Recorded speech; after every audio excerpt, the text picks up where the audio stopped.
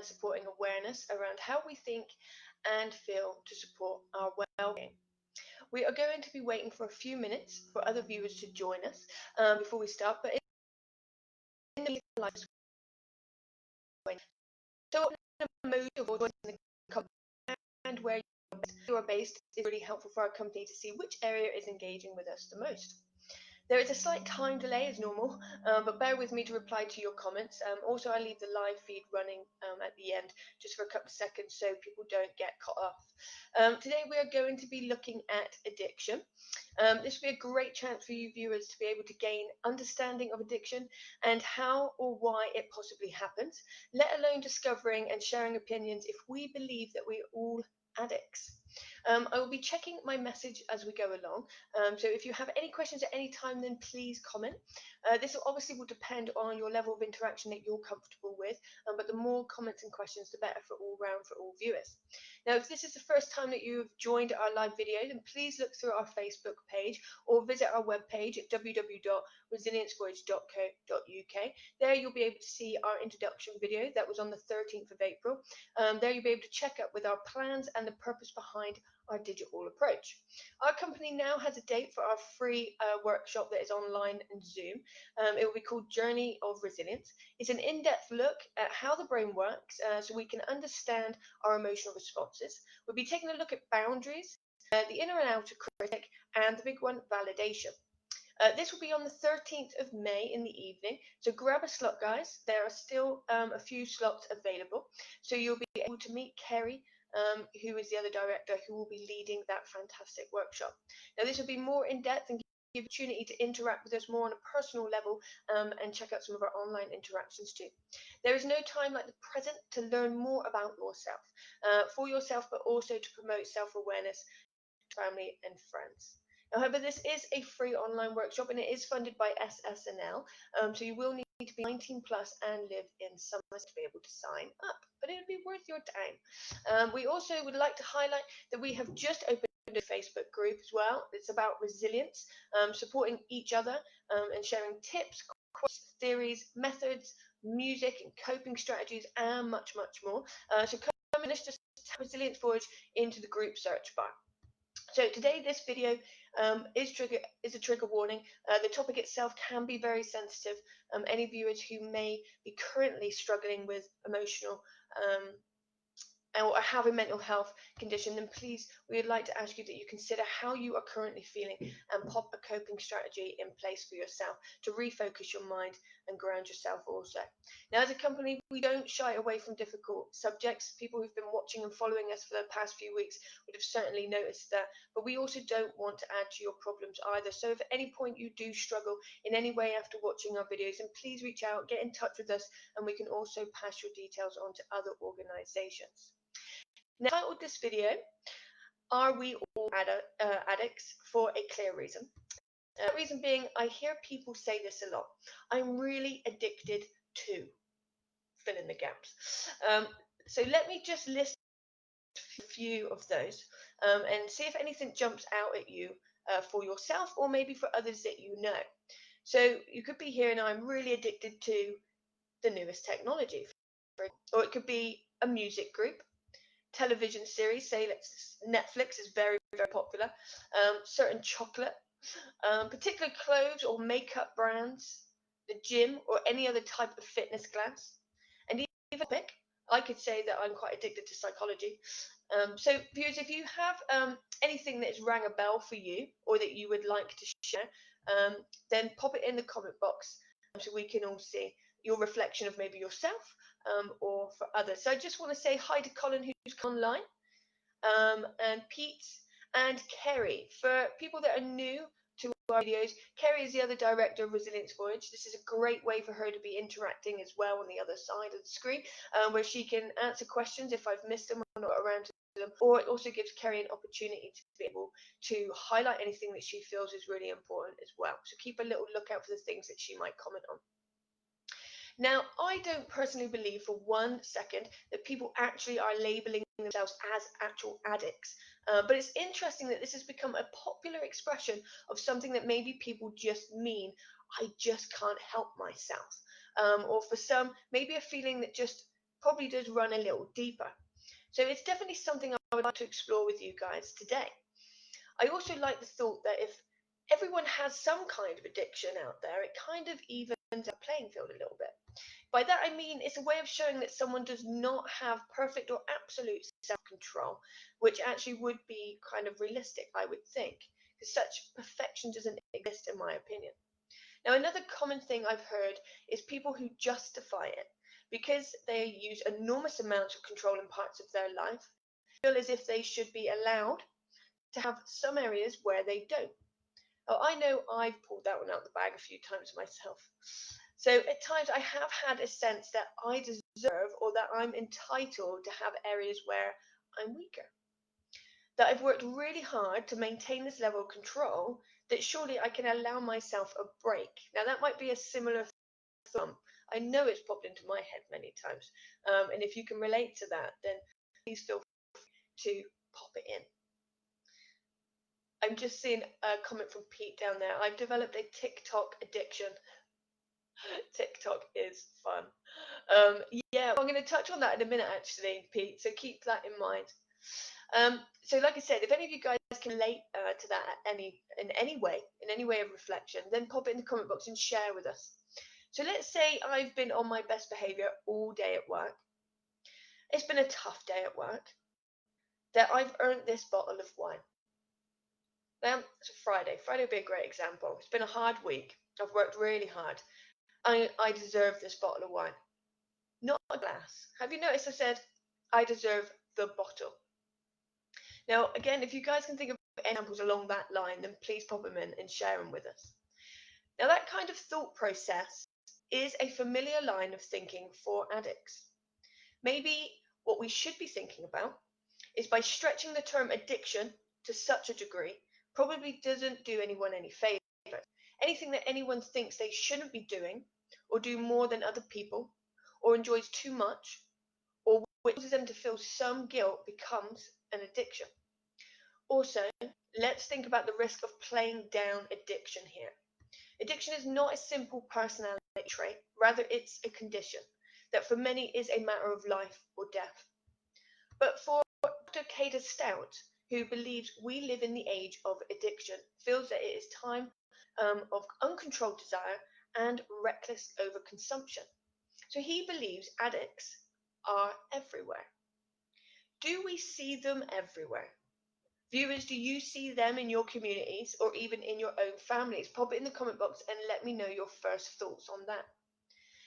Is it easy to make a quick judgment on who we think is an addict? So let's be honest here. We are all quick at passing judgment. I personally find it's easy to spot a drunk or notice it in someone after growing up with one. I also know what it's like to be an addict after 10 years of struggling with drugs myself personally. So many others may find it easy to identify the drugs maybe stumbling around outside your local. Notice addiction with immediate family or your close circle of friends. A walk through your local park, say for example, a person is rather bolshily rolling a joint. A close friend is limiting their food and obsessively exercising. You heard your next door neighbour maybe screaming, having a screaming match, how he or she lost their rent money to gambling. Let's face it, the list could go on and on. This is the addiction that we discuss among ourselves, express our strong opinions about, and in some cases, many of us do try to help. There are the addicts that we know about and that we make our assumptions over.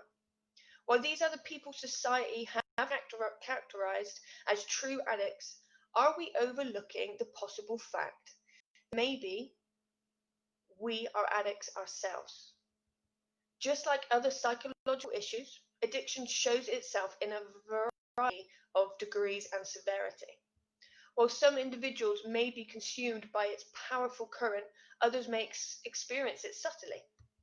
Maybe we are unaware of our addictive tendencies, or we brush them off as we don't see them as threatening.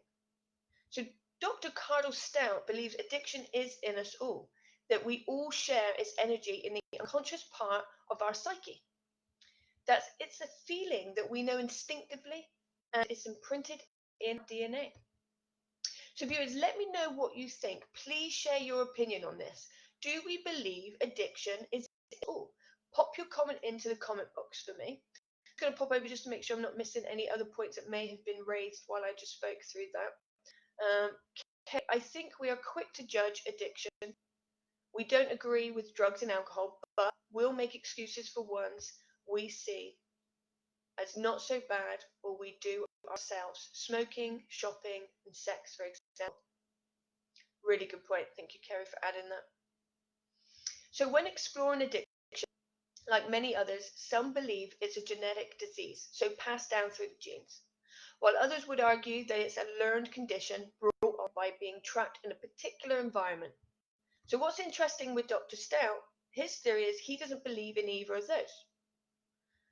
This is what he had to say. So as someone who has faced my own addiction over 30 years, I have come to know it well. It is my belief that addiction is simple energy. It is energy that flows through the body and lodges itself in the mind. Initially, it saturates the body with a sense of longing and fills the mind with invasive and obsessive thoughts. These repetitive thoughts will not cease until some sort of impulsive act has been committed. And then he has a good example that somewhere down the line we may all be able to relate to. So for a little example that he gave, there is one homemade chocolate chip cookie left in the tin, and you are thinking about it relentlessly. You have already eaten and by no means are still hungry, but it's the urge to eat the last one. In fact, it is difficult for you to concentrate on anything else until it is in your mouth. You've just then laid down to addiction. Addiction is the inability to control your urges in the face of potentially negative consequences. So you are attempting to stay healthy, and that cookie does not correspond well with your proposed fitness program. But you couldn't control yourself, so you ate it anyway. When this becomes a pattern, you are in the throes of an addictive cycle. It's an interesting example, one that I think we could all relate to on a really, really subtle level. So it's an interesting theory, hence why I wanted to share it while discussing the topic on addiction and exploring if in some way or another we could all relate to an addict. Because there are some addictions that may not be considered harmful. For example, a habit of exercising obsessively may fall into this category. And yes, there are many that agree that daily exercise supports the body, mind, and spirit in many ways. And I do personally agree with that as well from my own self, from my experience. But is there a fine line between what is healthy and what is harmful? I think a good way to gauge your relationship with exercise is to allow yourself a few weeks off and then actually see how you feel. Probably even the idea of giving yourself a few weeks off might show how you feel straight away with your relationship. So just keep that in mind, just thinking about it, because if your anxiety levels rise and your self-esteem drops and you are consumed with obsessive urges to get back to the gym, say, then it's worth a thought about the balance and your relationship towards that activity. Another example, work addiction. There are many people out there consumed by their jobs, which put everything else on the backseat. It's worth a thought about your attachment towards it, because it's a need that temporarily relieves you of negatives about yourself and then could have negative implications. I only mention these because of reflecting on myself. Now, exercise definitely became an obsessive focus for myself, that I realized when I damaged a muscle after a run and had to rest, that first week I was full of such a mixture of emotions about myself. And it was all to do with failure. And I recognize that because I'm able to reflect back on it. So I did reflect on this and thought that this could be a possible link to how I feel internally. I don't like myself. I'm a bad person, or I'm a failure. So did I rely on this exercise to fill that void, to make me feel better about something I was capable of doing and achieving medals, something that I would push through pain for, just so I could say I completed it. I am not a failure. I could also apply this to my work. So when I started out in youth work or support, what I did know was that I wanted to help others. But what I didn't consider was the possibility that I was self-medicating through my job. What I mean by that is I became dependent on it for a sense of self-worth instead of learning how to create my own inner happiness. Now, that doesn't take away the love for the work, but it's worth exploring your attachment to your work. Obviously, at the time, I didn't have the ability to recognize this. My self-awareness wasn't in action to that degree. Examples are my reflection in line with my past. So maybe give that a go for yourself. Can you recognize these similarities there on the things that I've mentioned? If you can, and you also feel like sharing, then please pop it in the comment box for me. So Dr. Stout also is another interesting example. For every human interaction, there is a potential addiction. For example, there are people in chasm, lacking the ability to show a sincere or depth of feeling. Another is those who are addicted to exaggeration, again lacking the ability to tell a story without adding several inches to the punchline. And what about those who may be addicted to their own anger?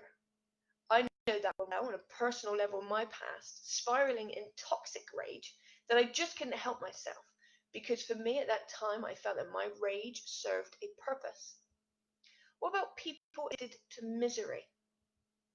Those who are comfortable in their norm and know no different. Maybe they grew up consumed by that environment and therefore don't know how to shake the pain of their past. Addicted to the images that have long flown, relieving trauma of their younger days. Now, viewers, if any of this has hit a nerve with any of you and you would like some support to think this through or make sense of, we are here to support you. So please remember you can get in touch with us at any point. And we can also point you in the right direction of any other fantastic support that is out there too. So while we explore thoughts and theories around addiction, and if we all can relate in one way or another, I did want to look into the connection with trauma and addiction. So Dr. Stout doesn't believe that trauma creates addiction, but believes part of the energy surrounding it, and that I believe that is plausible. So in connection with my addiction that was on and off for 10 years, starting at around the age of my early 20s, I believe it was completely linked to my traumas. So being on the receiving end of different types of abuse created a belief that I was bad and undeserving of love. And my world that should have been safe and protected was fractured in many places. When I look back at the years where I was consumed in this addiction, maybe I didn't feel worthy of treating my mind or my body with kindness. So what do I know? It's because my emotions were unstable and easily slipped into depression. A particular drug lifted the heavy weight of these issues by boosting my energy and a good feel factor. Something that I then convinced myself I needed, and then something I felt I couldn't cope without. Because without it, I would slip back to being me, and me, I didn't like. Because of my past trauma and the false beliefs that they had created. But after a while, no matter how much I took, it couldn't comfort the sadness within. With that in mind, I felt there was no other way to escape the skin that I was in, and I was consumed with escaping this world. So somewhere through, though, there was still fight and survival, and I reached out to get support, to start to tackle the traumas that I had faced and the beliefs that I had created. And I'll be honest with you guys, I don't believe that the addictive, destructive side has completely gone away, or if it ever will. It is still with me and often calls out to be my crutch, but I have learned to accept all of me, including my addiction, because the more love and understanding and compassion I give it, the more it behaves itself. So do we think we can all relate to an addict in some way or another? Is addiction inside of us all? And if you would like to share your thoughts on this, please share away and pop them in the comment box. Other opinions are always important to listen to, and I love exploring other people's opinions. And even if you don't agree, they're still valid. I'll just pop over to see what Kerry has popped in here as well. I think anything you do that has negative consequences for yourself or others, but you still continue, is as an addiction. And when you use something to replace the inner you are missing, like what you just gave your examples of. Thank you for that little backup, Mary. So the last addiction I'd like to highlight, while we ponder over the likeliness in us all surrounding this topic, Today's fascination with technology. I think this is a big one and that most people can relate to. So a great majority of people just can't put their mobile phones down. These mini computers give people such pleasure that they keep so close to them at all times. So social media, email, texting, and surfing, they're just a click away. I don't know about you guys, but I have actually seen people knock into each other because they're too busy looking at their phone up or crossing the road, even head still down. I've seen that myself while I'm driving, which is quite a scary sight. So if you have any examples of this that you have witnessed, then please share with the rest of us and pop them in the comment box for us. So, for example, we know the dangers of being on our phones while driving, but we still do it. We can struggle to fight the impulse of picking up a ringing phone, no matter even if we're mid-flow in conversation. There is an obsessive need to feel connected that is handed over by the compulsive act of checking the screen to check if someone's liked a post, for example. We can want to know immediately, and a sense of self can actually be affected by the result, especially if it's bad. So basically, we are getting attention and validation from a detailed system of tiny microchips.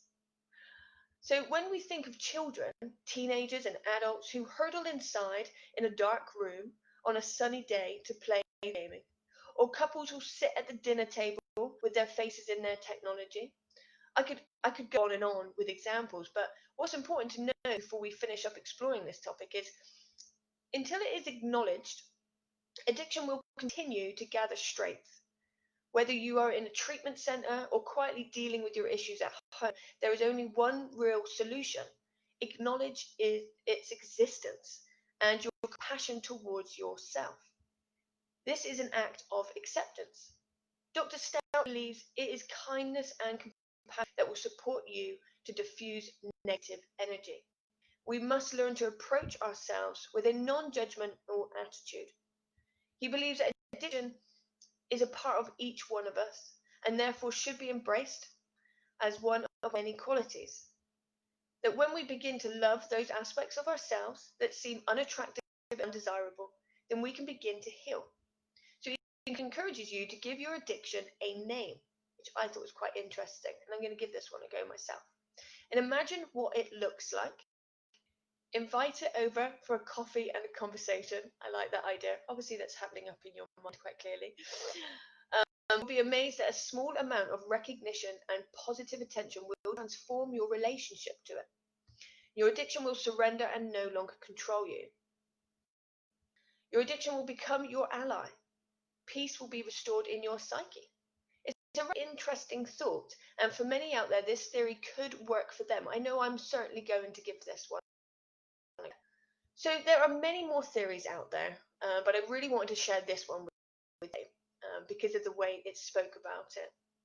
So for me personally, when I reflected on addiction in their mild form right up to the severe, the majority of the time, I believe it bounces right back to how we feel about ourselves and the voids that we are filling, and showing the absolute need to learn and practice self-awareness. So to be able to identify when we are using or depending on an unhealthy crutch.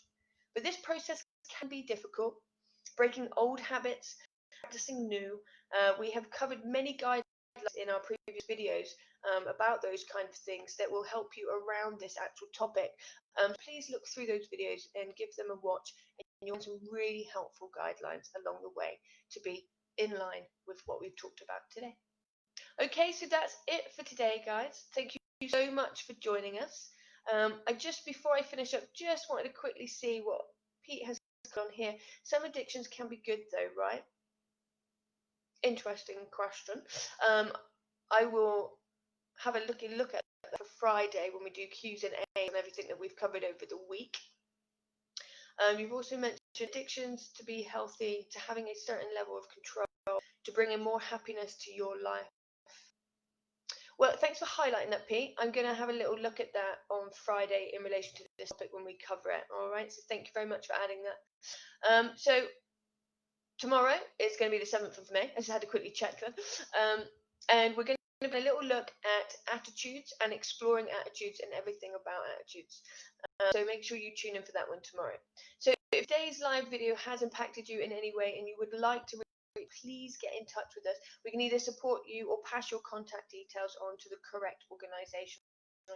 We will be live at 3:30 p.m. tomorrow, so don't forget, if you would like to know more about our company, then visit our webpage at www.resilience.co.uk. There you can find all about our backgrounds and all the work that we are doing.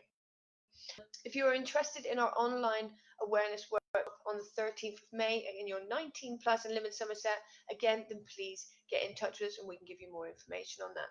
Also, don't forget our all about resilience. You just have to pop Resilience Voyage into the group search bar and you can join us on there. So because of a slight time delay, I'm going to leave it running just for a few seconds so I don't cut any off. But thank you so much for joining us today on this topic, and please enjoy the rest of your day. Thank you very much for listening.